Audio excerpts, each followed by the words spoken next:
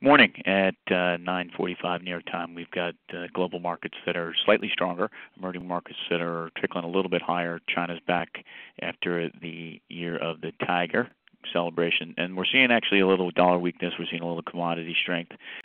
One of the keys out of China is hearing some rumors.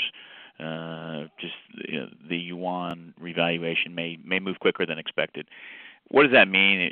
It's ultimately, to me, a consumption boost to Asia. You revalue the yuan by 5%. All of the other regional currencies also have to move higher. They're indirectly pegged to the yuan, and it gives much of Asia a 5% or whatever this revaluation would be growth increase. But keep an eye on that. There's some talk that may be one of the reasons why commodities are somewhat mixed, but in many cases higher today.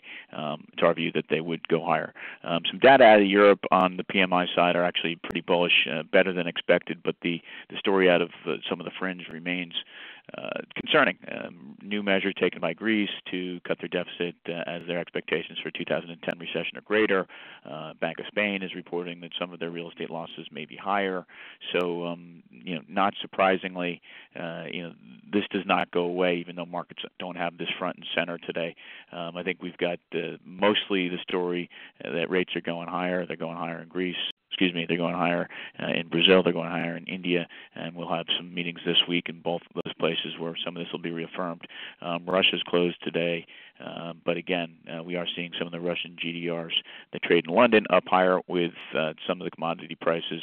The rest of Asia was mixed to stronger.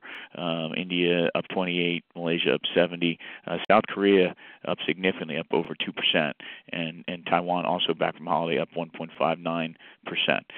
Brazil's opened up 15 bips this morning, Argentina up 95, and most of this really just kind of tracking U.S. markets, which between kind of 1100 and 1110, you've seen the S&P begin to kind of glide up, getting a little nervousness here because technically there are some signs that there's a bit of a sell out there in the market, but overall the fundamentals continue to look pretty bullish here for emerging earnings that are coming through over the last couple of days, especially some of the ones out of Latin America last week, are giving people reason to upgrade some of the earnings per share targets. So we'll keep you posted from there. Thanks.